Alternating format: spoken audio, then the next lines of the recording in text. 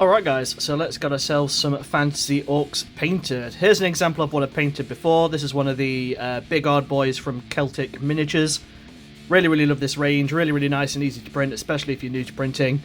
Here's the Boar boy rider that we're going to try and match as close as we can. And this is one of the biggies, who'll be sat upon ready to charge into battle. Again, love these minis, love the old school feel, really nice and easy to print, really nice chunky bits so it's less likely to be broken.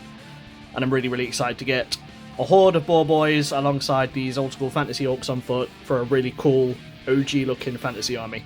Right, let's crack-a-thoneth. So starting with our Zenithal of black to white, we're going to move on to some speed paints, and these are for the fur of the boars. As with all speed paints and most paints in general, give them a really good rattle to get them nice and loose. It's about 30 degrees in the shed at the minute, so these are nice and loose as is, so they'll flow on really nicely but also dry really quickly, so we need to be aware of that. Double of it on your palette, and then pick up your pig, your little oinker, and get going. We're just going to slap this all over the fur. We're going to try and leave the skin around his face clear, just to make life easier a bit later on. But yep, no finesse on this. Let's just get this pig covered in this speed paint.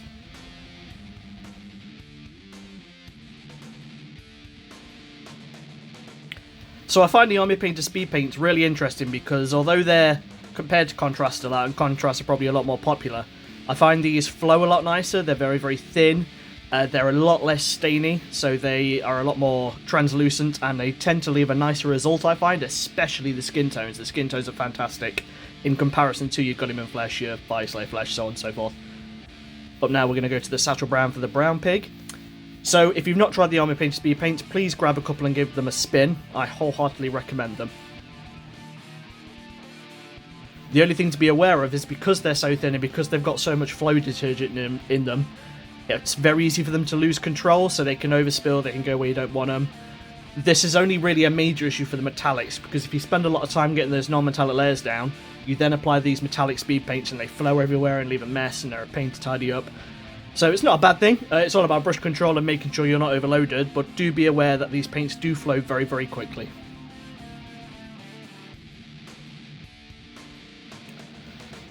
Right, here we go. We should have a nice couple of painted piggies. Up next, Plague Bearer Flesh, excuse me, from Citadel's Contrast. I use this for all my orc skins. It's fantastic.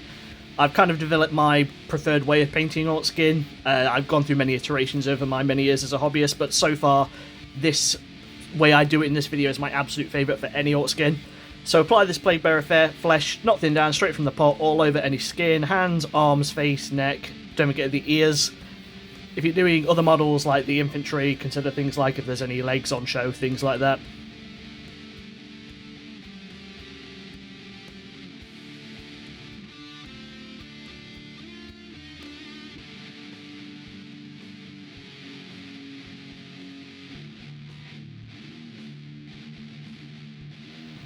Now it looks really sickly and pale. At this stage you might think it's not that good a look for orc skin, but trust me, we're going to hit this process later with some shading, and it's going to look the razzmatazz. Oh, next we're going to do the shields. This is one of my favourite speed paints, Blood Red from Army Painter Speed Paint. We're just going to lob this on the shields. Dead easy, no finesse, don't worry about making a mess, because we're going to paint that shield trim with some metallics later. And you can see how bright and vibrant that is. It's absolutely wicked. Bloody lovely. At this stage, I forgot to do it now and did it later on in the video. You'll see I did the little wristband on his right arm in the same colour, just to add a little bit of extra flash.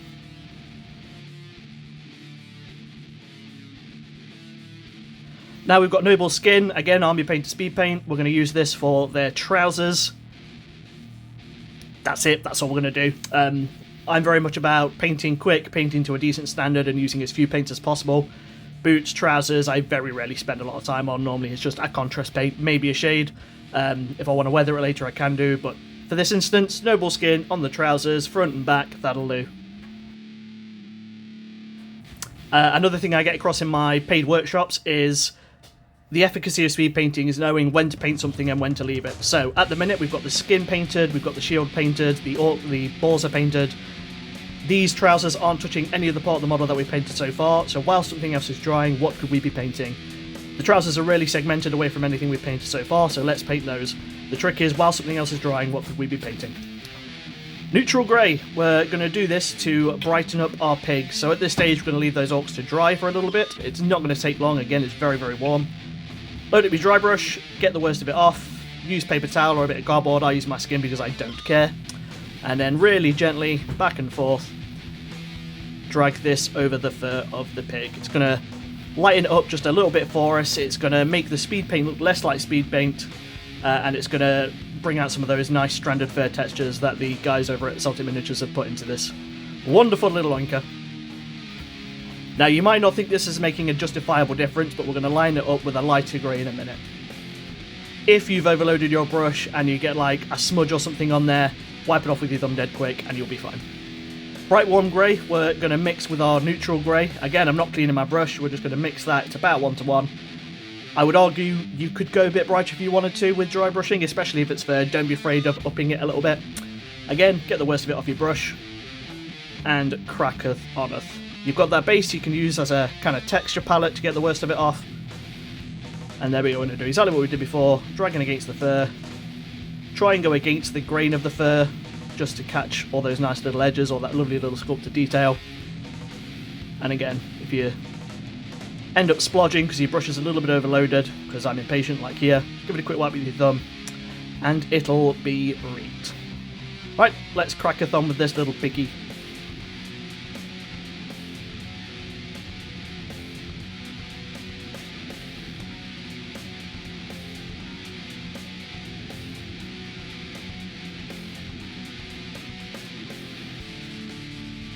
We're going to do exactly the same with the other pig, but we're just going to hit it with this dark golden brown from Pro. So following the same process as before, get the worst of it off your brush, use a bit of paper or your skin to get the worst of it off. Again, you've got that base with a little bit of texture on it, you can use that to get the worst of it off your brush. It's always worth doing contesters to make sure your brush isn't overloaded, which mine still was because I'm a moron, but there we go. Just wipe it away with your finger, it'll be right. And there we go. Again, going against the grain of the fur, all that lovely detail is going to get picked out by this dry brush. And that's our pigs about 80% done.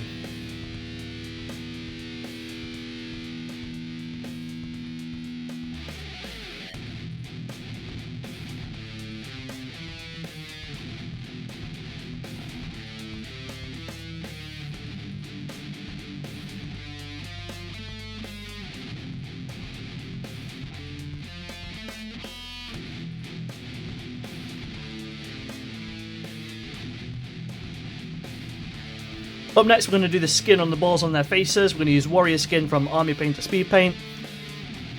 Nothing interesting to say about this. We've got that lovely break between the grey and where the flesh of the pig is, so we're just going to use this paint and go up to where the grey is and get this detail painted up with just this Speed Paint. You can then go on and highlight it if you've got like a warm flesh colour from Pro Acryl or a tan flesh or something like that. I debated it, I chose to go against it because if I've got 10 of these guys to paint, I want to get them done in a sitting. It's something I can revisit later if I want to. If you're keen on highlighting, crack on, I'd love to see what you do.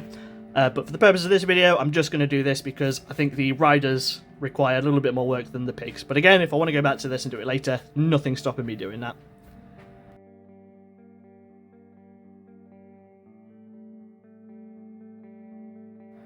One of my essential paints, Snakebite Leather Contrast. I use this pretty much on every project I paint ever. It's just a really nice neutral tan colour you can use for straps or some items of clothing, sacks, whatever. We're going to use this to paint the bindings on the back of the legs and the feet. No finesse, whack it on there. You can use this, there's another armband on the inside of the shield you can do this for. Any random detail you just need to be a colour. Snakebite Leather, Gore-Grunter Fur, Wildwood, Cygor Brown, any of the brown or tan colours from Contrast or the Speed Paint equivalents, have them on hand and think, cool, this is a strap, I'm just going to paint it this colour. Because they sit outside the colour wheel for most purposes, they tend to work with whatever you're painting. Now we're going to need some finesse for this. Orc teeth is one of the best things in the world to paint. When you get it right and start to understand how to make it look amazing, it's dead easy and it's really rewarding. I always paint orcs' teeth and do a little line in between their lips with some snakebite leather, just because it's a really nice, suitably grim, gross colour. Orcs aren't known for dental hygiene, so we're going to use this to set that initial colour down for our teeth. We're also going to do it on the tusks of the balls as well.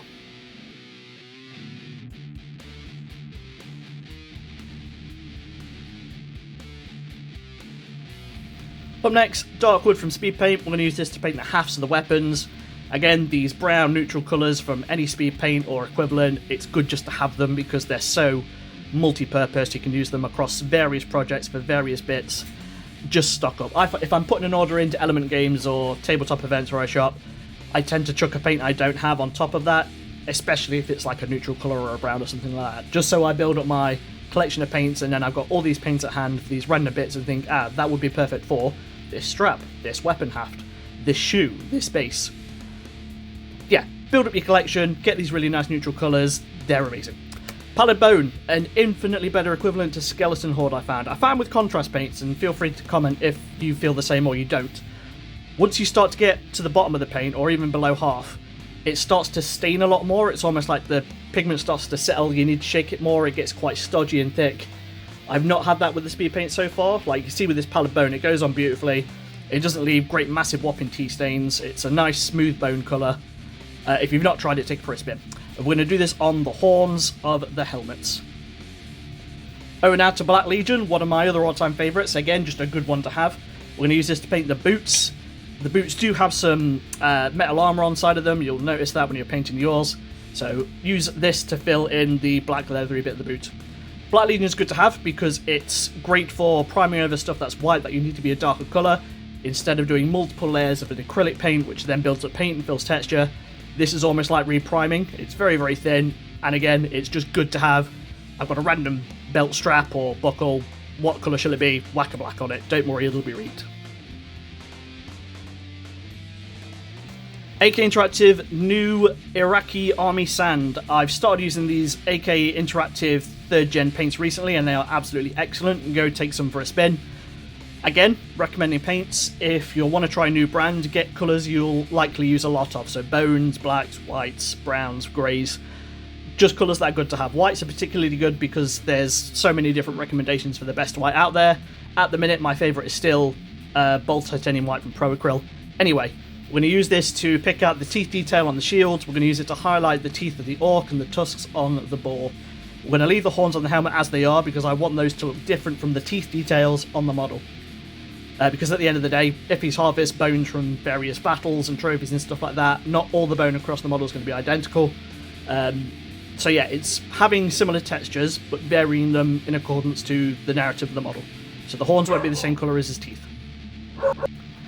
And again, we're going to do the same with the little oinkers.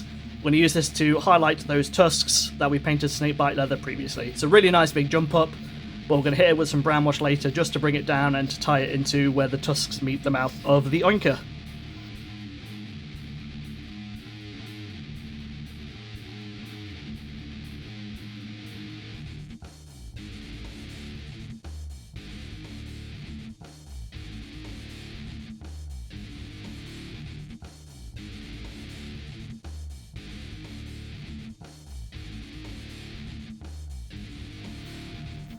Bad Moon Yellow contrast. We're just going to use this to paint the eyes on the shield that we dotted earlier with new Iraqi Army Sand. Brown wash. Now, if you're still using Agrax Earthshade, get it gone. Get some Monument Hobbies Pro Acryl Brown Wash. It is the infinite superior contestant to Agrax. Since Games Workshop changed the formula and it's now really glossy, I've not touched it. This is a really nice matte finish. It flows beautifully. It shades without staining too much. It's just the best. So we're going to use this on the mouth again to enhance those recesses where we want them. So the mouth on the face is an important one, the mouth on the shield, and then we're going to paint this on the lower segments of any bone we've done. So on the helm, where the bone is fitted into the helmet, we're going to do a little recess where dirt and grime and muck would have gathered. Likewise, on the balls, we're going to do this at the base of the tusks again, just to add a little bit of depth and filth, and to tie it into where there's quite a stark jump from the bone colour from the base of the mouth. I'm really excited to get more AK Interactive paints on the go in the future. Back to Blood Red. We're just going to drop this in the eyes of the piggies. Now you could do this with an acrylic paint, you could do it with Bold Pyro Red or Rogue Hobbies, what's the red paint called? Orange Red, that's a beautiful colour. I went in with some Blood Red first because then if I want to make it a jump up and make it really bright I can do. I debated painting them black so they're a little bit more realistic. but we just like a big red eye, don't we, on evil-looking, sinister oinkers. So a little bit of finesse, hold your breath, support the model with one hand and a finger, and you should be able to paint those nice big eyes with minimal issue. That's the pigs done. Look at them there, little oinkers.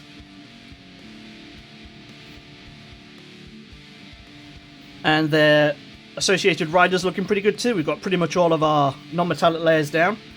What we're going to do next is we're going to enhance that skin. So earlier in the video I mentioned about having that jump up in the skin away from this sickly pale colour. The tan green shade, I've got the old one that's not glossy or horrible, and it should hopefully last me a while. We're going to run this into the recesses of the skin so you can see where the contrast is settled and left that darker shading. We're basically going to fill that in with a little bit of tan green. This gives a massive jump up into almost like a luminous, glowy green. It's just fantastic. It adds such a old school cartoony depth to the skin. It makes it really, really vibrant and jumps out at you. And I love it. It's how I paint all my orc skin now. Until I find a way I prefer, this is how I'm going to keep doing it. So important areas to do this are in between the fingers, the knuckles, the recesses of the muscles, his face, under his lip, around his eyes, on the insides of his ears. And you'll notice just how much of a jump up and how much of a difference it makes on that skin and how awesome it looks. There we go, like it's made such a difference. Love it. Look at them, handsome boys. Right, we're going to go on to some metallics. You can matte varnish them before we do this stage if you want a unified matte finish, which I like. If not, just crack on. So Dark Silver from Monument Hobbies Pro Acryl. I absolutely adore this paint. It is my favourite dark paint.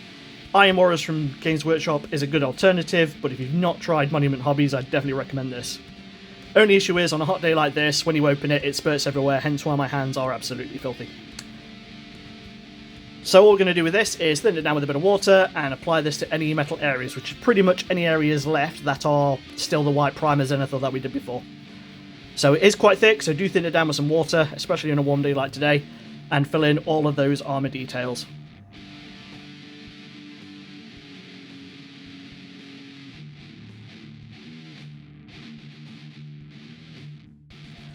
It helps to be neat at this stage, especially when you're working around his face on his helmet or the trim of the shield.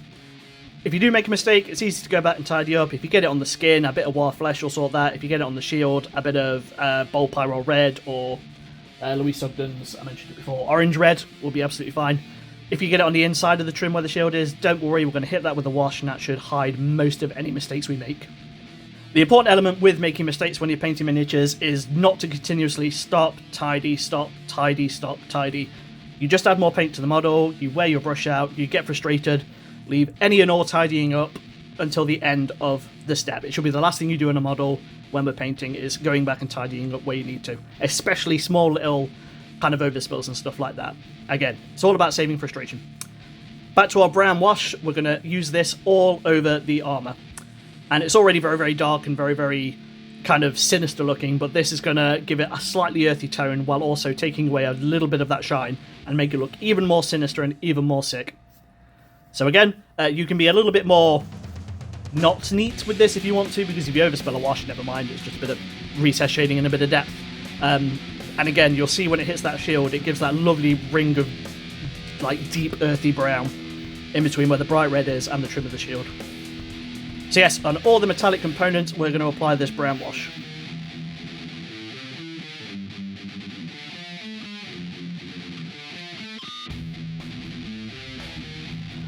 And now you can see how awesome these look. You could leave it here if you wanted to.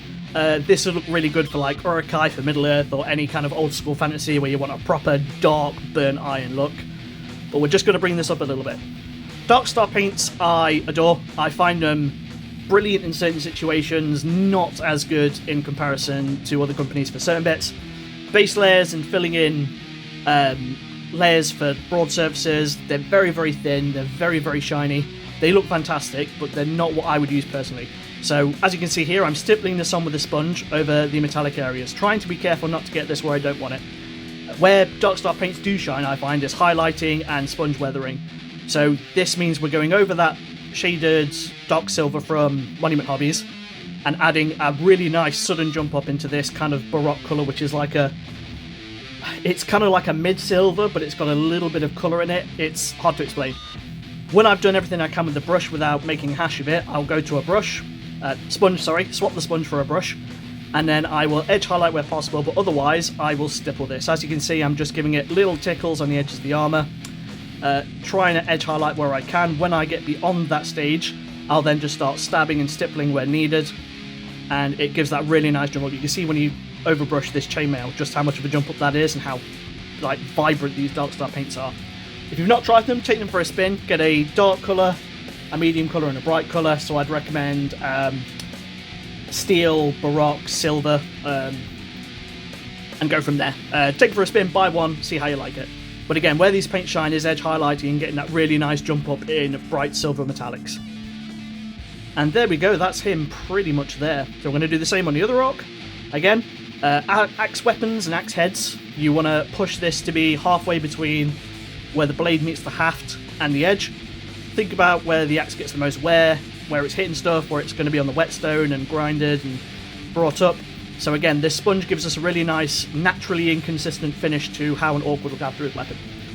And then again, sponging where possible, trying to be careful where we can, edge highlighting with a brush where we need to, which is just around the edge of the shield, and then stippling on other bits of the armour where needed.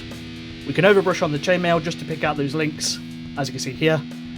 And it really is, like, the combination of the green skin and this really nice dark metallic is one of my favourite things to paint in the minute. I absolutely bloody adore it. I'll fill in the axe blade on the tip with a little bit more baroque just to make it jump up. Don't forget the bottom of the axe haft. And there we go. How great does that look? Final stage, Burnt Sienna. This is a new favourite paint of mine. We're going to mix this with Lamian Medium on our palette. About 5-6 parts medium to 1 part Burnt Sienna. And we're going to use this to form our rust paint.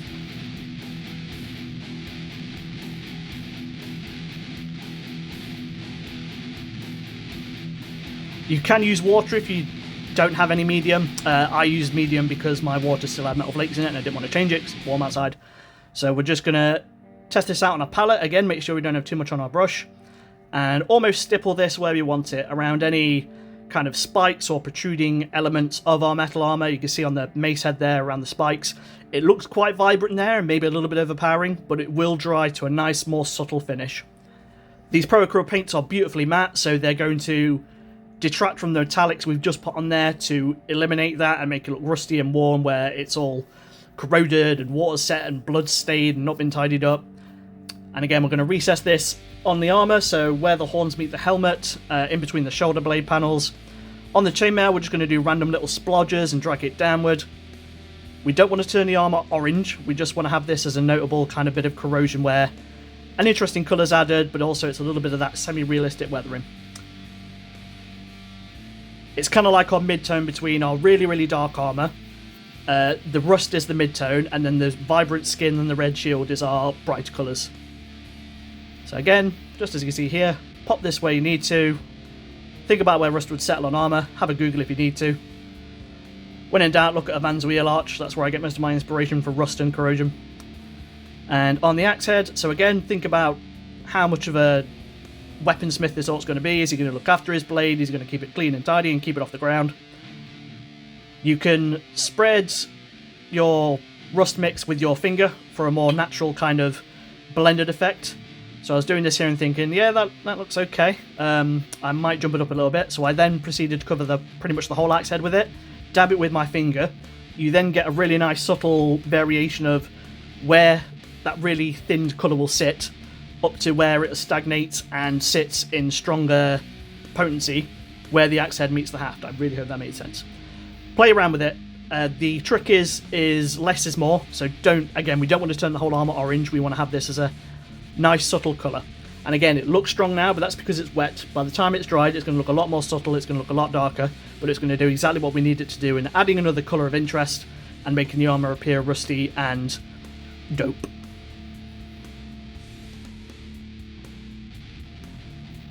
And there we go. There is our Orc Boys Boar Riders and Boars done. So as you can see, it's drying already and it's already doing exactly what we need it to do. It looks absolutely awesome. They will dry in no time. All we need to do now is glue these guys to their oinkers, which I've started to base. I'll do a separate video for basing another time. But thank you very much for watching. Leave a comment, let me know what you think. If you'd like to see me paint anything else, give us a shout. Your support means the absolute world to me. Thank you kindly. And look at the state of my hands. Right, I'm going for a brew. Peace!